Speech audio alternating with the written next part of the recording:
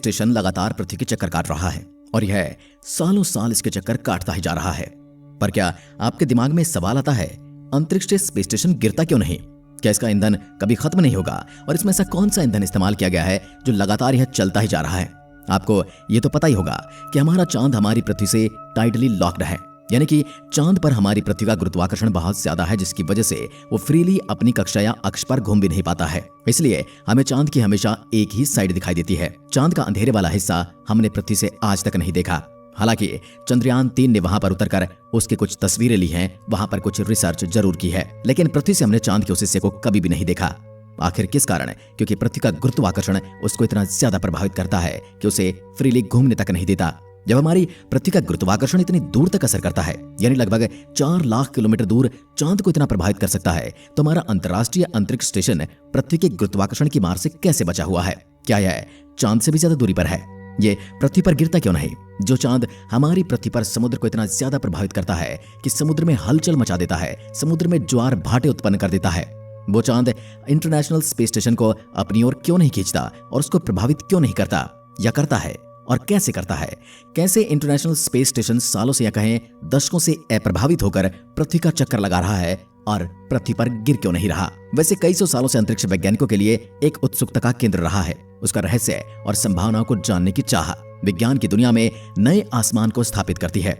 19 अप्रैल 1971 में सोवियत संघ द्वारा भेजा गया दुनिया का पहला स्पेस स्टेशन सैल्यूट 1 से लेकर आज 2024 तक कुल 12 स्पेस स्टेशन अंतरिक्ष में भेजे गए हैं। तो फिर आखिर तब से लेकर अब तक घूम रहे स्टेशन गिर क्यों नहीं रहे? ये सवाल जवाब जानने से पहले आपको ये पता होना चाहिए कि स्पेस स्टेशन होता क्या है और इन्हें क्यों बनाया जाता है। इसके बाद हम जानेंगे इन्हें अंतरिक्ष में कैसे भेजा जाता है और अंतरिक्ष में भेजे जाने के बाद ये स्पेस स्टेशन अपने ऑर्बिट में कैसे घूमते हैं, कैसे बने रहते हैं और धरती पर गिरते क्यों नहीं। धरती का गुरुत्वाकर्षण बल इन पर प्रभाव क्यों नहीं डाल पाता? आइए फिर जानते हैं इन्हीं सवालों के जवाब हमारी आज की वीडियो में। दोस्तों, कई दशकों पहले स्पेस स्टेशन बनाने के विचार को महज एक साइंस फिक्शन माना जाता था, यानी एक कोरी कल्पना ही कहा जाता था, और यह केवल स्पेस लवर की कल्पना तक सीमित था। यानी कि जो लोग स्पेस के बारे में कल्पनाएं करना जानते थे उन्हें यह पसंद आता था। इसके अलावा तो कोई इसके बारे में सोचता तक नहीं था, जब तक 1940 के दशक में यह स्पष्ट नहीं हो गया इस तरह के स्ट्रक्चर का निर्माण विज्ञान द्वारा किया जा सकता है। क्या होता है स्पेस स्टेशन? दरअसल एक स्पेस स्टेशन, जिसमें ऑर्बिटल स्टेशन या ऑर्बिटल स्पेस स्टेशन भी कहा जाता है, वास्तव में एक अंतरिक्ष यान होता है जो लंबे समय के लिए इंसानी यात्रियों को अंतरिक्ष में ठहरने की सुविधा देता है। यानी कि अंतरिक्ष में हमारा एक अस्थायी ठिकाना होता है। आसान शब्दों में कहें तो इसे एक प्रकार का अंतरिक्ष आवास भी कहा जाता है, या इसे अंतरिक्ष में बनाया गया एक होटल समझ सकते हैं जो वैज्ञानिकों की रिसर्च के लिए काम करता है। अब कई लोगों के मन में सवाल आ रहा होगा कि अंतरिक्ष में आवास बनाने की जरूरत क्या थी? स्पेस स्टेशन के निर्माण का उद्देश्य क्या है? इसके जवाब में कई वैज्ञानिक तर्क दिए जा सकते हैं, जैसे मानव शरीर पर अंतरिक्ष के वेटलेसनेस का परीक्षण, अन्य ग्रहों की जानकारी लेना या स्पेस ट्रेवलिंग को मुमकिन बनाने का एक प्रयास है। बहुत सारी चीजें हमें पृथ्वी के वातावरण की वजह से अंतरिक्ष में साफ दिखाई नहीं देती, परंतु जब हम स्पेस स्टेशन पर होते हैं तो हमें घने बादलों और वातावरण की मार से अलग सब कुछ साफ दिखाई देता है। लेकिन इन सभी तर्कों का मूल है जिज्ञासा। हम अधिक से अधिक अंतरिक्ष के बारे में जानना चाहते हैं। दोस्तों, अगर आपसे कहा जाए इस यूनिवर्स में हमारा अस्तित्व केवल धरती पर मौजूद एक छोटी चींटी से भी कम मायने रखता है, तो शायद ये कहना बिल्कुल सही होगा।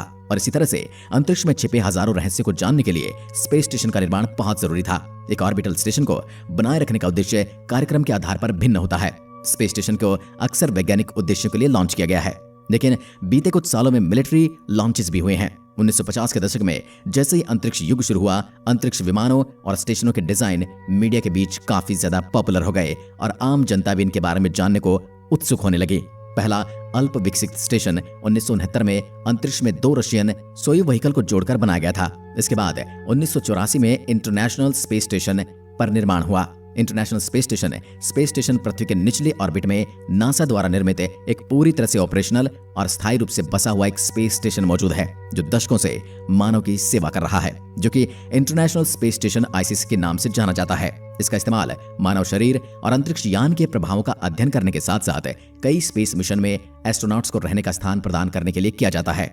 जो चीज हम पृथ्वी से नहीं देख पाते वो चीज हमें वहां से दिखाई देती है। जो रिसर्च हम पृथ्वी से नहीं कर सकते वो रिसर्च हमें वहां जाकर करने की जरूरत पड़ती है। दुनिया के सबसे बड़े स्टेशन इंटरनेशनल स्पेस स्टेशन को इकट्ठा होने में 10 साल और 30 से अधिक मिशन लगे। ये 15 देशों का प्रतिनिधित्व करने वाली 5 स्पेस एजेंसियों के बीच वैज्ञानिक और इंजीनियरिंग सहयोग का एक बहुत बड़ा नमूना है। आसान शब्दों में आप ये कह सकते हैं, यदि मानव सभ्यता द्वारा निर्मित कई देशों का सामूहिक सहयोग और मानव सेवा के लिए किया गया कोई कार्य है तो वह international space station. International space station लगभग एक फुटबॉल मैदान के आकार का है, जिसका वजन करीबन 460 टन है और यह पृथ्वी से 250 मील ऊपर अंतरिक्ष में परिक्रमा करता है। इसे मानव इतिहास की सबसे बड़ी कामयाबी के तौर पर देखा जा सकता है और यह अंतरिक्ष में स्थापित की गई, अंतरिक्ष में भेजी गई मानव द्वारा अब तक की सबसे बड़ी चीज है। अब सवाल यह उठता है, इतना विशाल और वजनदार स्पेसक्राफ्ट स्टेशन अंतरिक्ष में भेजा कैसे गया होगा? किसी साधारण स्पेसक्राफ्ट की तरह स्पेस स्टेशन को अंतरिक्ष में भेजना बिल्कुल भी आसान नहीं होता। पृथ्वी पर स्पेस स्टेशन बनाना और फिर से एक भी बार में अंतरिक्ष में लॉन्च कर देना बिल्कुल असंभव है। इसका वजन इतना ज्यादा है, ये विशाल इतना ज्यादा है और इसकी शेप भी इसे लॉन्च करने के लिए असंभव बनाती है। ऐसे रॉकेट का निर्माण आज तक नहीं हुआ है जो कि इतने विशाल स्पेस स्टेशन का भार उठा सके और उसे अंतरिक्ष में स्थापित कर सके। इंटरनेशनल स्पेस स्टेशन को पृथ्वी के लोअर ऑर्बिट तक पहुंचाने में भी एक समस्या थी। हालांकि इस समस्या को दूर करने के लिए स्पेस स्टेशन को अंतरिक्ष में अलग अलग हिस्सों में लॉन्च किया गया, यानी कि इसे असेंबल अंतरिक्ष में ही किया गया है। यहां से सिर्फ इसके पुर्जे भेजे गए थे और धीरे धीरे ऑर्बिट में स्थापित किया गया, जो कि पृथ्वी की सतह से लगभग 400 किलोमीटर ऊपर है। इसे आप यूं भी कह सकते हैं, अंतरिक्ष में बनाई गई मानव द्वारा अब तक की सबसे बड़ी चीज है। इंटरनेशनल स्पेस स्टेशन को असेंबल करने की प्रक्रिया 1990 के दशक से चल रही है। अंतरिक्ष में स्पेस स्टेशन को जरूरी स्पॉट सिस्टम देने के लिए समय के साथ स्पेस मॉड्यूल को अंतरिक्ष में भेजा जाता है। 20 नवंबर 1998 में एक प्रोटॉन रॉकेट द्वारा इंटरनेशनल स्पेस स्टेशन के पहले मॉड्यूल जारिया को लॉन्च किया गया। जारिया के लॉन्च होने के 2 सप्ताह बाद STS-88 स्पेस शटल मिशन में यूनिटी को लगाया गया, जो 3 नॉट मॉड्यूल में से पहला था और इसे जारिया से जोड़ा गया। इस बीच कई और मॉड्यूल स्पेस में लॉन्च किए गए, जो कि निर्धारित अवधि में इंटरनेशनल स्पेस स्टेशन के साथ जुड़ते चले गए। इंटरनेशनल स्पेस स्टेशन में इंटरलॉकिंग सिस्टम है, यानी कि चीजें एक दूसरे से पजल की भांति जुड़ जाती हैं और उन्हें जोड़ने के लिए किसी वेल्डिंग या किसी इंस्ट्रूमेंट की जरूरत नहीं पड़ती। पूरे स्पेस स्टेशन के निर्माण के लिए 40 से ज्यादा असेंबली उड़ानों की जरूरत थी। 2020 तक 36 स्पेस शटल उड़ानों के द्वारा इंटरनेशनल स्पेस एलिमेंट्स को स्पेस में डिलीवर किया गया। किसी भी स्पेस स्टेशन को अपनी ऑर्बिट में बने रहना बहुत जरूरी होता है, इसलिए अब जानते हैं स्पेस स्टेशन अपने ऑर्बिट में लंबे समय तक कैसे रहते हैं और वो गिरते क्यों नहीं।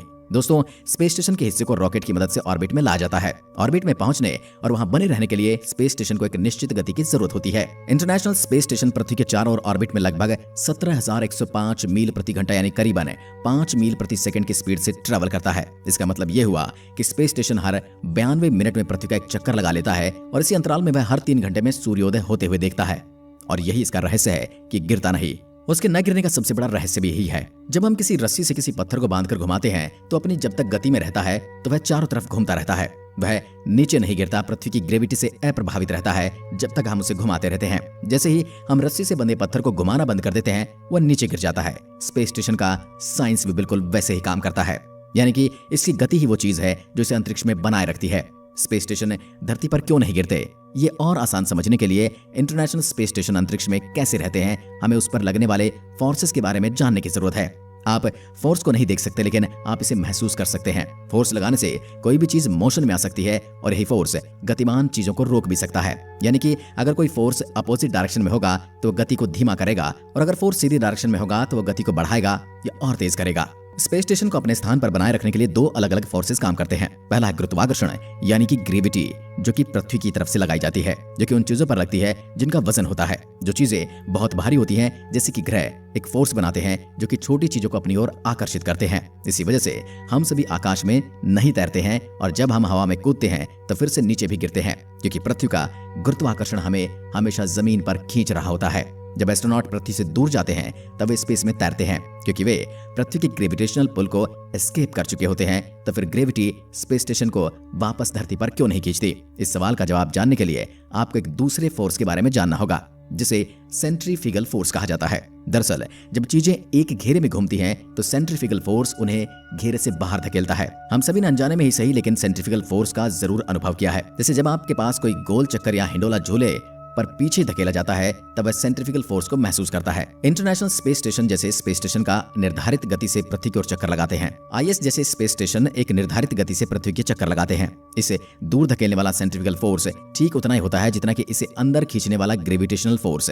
दोनों फोर्स के बीच बने इस बैलेंस को स्टेबल ऑर्बिट कहा जाता है। जब तक इसके साथ बदलाव न किया जाए या स्पेस स्टेशन को रोका न जाए, ये इसी तरह से अंतरिक्ष में बना रहेगा और इसी वजह से बड़े बड़े स्पेस स्टेशन अंतरिक्ष में अपने ऑर्बिट का चक्कर लगा रहे हैं और धरती पर वापस नहीं गिरते। तो क्या स्पेस स्टेशन हमेशा अंतरिक्ष में रहेंगे, ये वापस नहीं आएंगे? क्या स्पेस स्टेशन धरती पर वापस लौट सकते हैं? जब एस्ट्रोनॉट स्पेस स्टेशन से पृथ्वी पर लौटते हैं तो वह उस एक छोटे से कैप्सूल में वापस आते हैं जो उन्हें वहां लेकर गया था। हालांकि उस छोटे कैप्सूल में केवल 3 लोग ही वापस आ सकते हैं, उससे ज्यादा नहीं। अगर इंटरनेशनल स्पेस स्टेशन की बात करें तो क्या होगा जब हम ISS का उपयोग नहीं करेंगे? वैज्ञानिक कहते हैं कि इंटरनेशनल स्पेस स्टेशन के कुछ हिस्सों को नए स्पेस स्टेशन में फिर से इस्तेमाल करने के लिए स्पेस में रखा जा सकता है, लेकिन इसका अधिकांश भाग पृथ्वी पर लौट आएगा। ऐसा करने के लिए मिशन कंट्रोल्स स्टेशन से जुड़े रॉकेटों का उपयोग करके इसे पृथ्वी के करीब ले जाने के लिए काम करेंगे। जब ये काफी करीब होगा तब धरती का ग्रेविटेशन पुल इसे अंदर खींचना शुरू कर देगा। आखिरकार ये वायुमंडल से टकराएगा और आग की लपटों में बदल जाएगा। ऐसे घर्षण के प्रभाव की वजह से होता है जिसे अंग्रेजी में फ्रिक्शन कहा जाता है, जो कि अब अस्तित्व में आता है जब 2 चीजें वास्तव में तेजी से एक दूसरे को रगड़ने लगती हैं या आगे बढ़ने की कोशिश करती हैं या संपर्क में आती हैं। घर्षण के कारण चीजें गर्म हो जाती हैं, ठीक उसी तरह जिस तरह 2 पत्थरों को आपस में रगड़ने से चिंगारी बनती है। या जब आप अपनी दोनों हथेलियों को बार बार रब करते हैं तो आप महसूस करते हैं कि आपकी हथेलियां गर्म हो रही हैं। एक बार जब ISS वायुमंडल को पार कर लेगा तो उसके जले हुए हिस्से संभवतः प्रशांत महासागर में जाकर टकराएंगे और वे वहां पर अपने पुराने साथियों से मिलेंगे जो कि प्रशांत महासागर में गिरकर ध्वस्त हो चुके हैं। आज की वीडियो में बस इतना ही। अगर वीडियो पसंद आए तो लाइक कीजिए और ऐसी वीडियोस के लिए चैनल को सब्सक्राइब जरूर करें। धन्यवाद।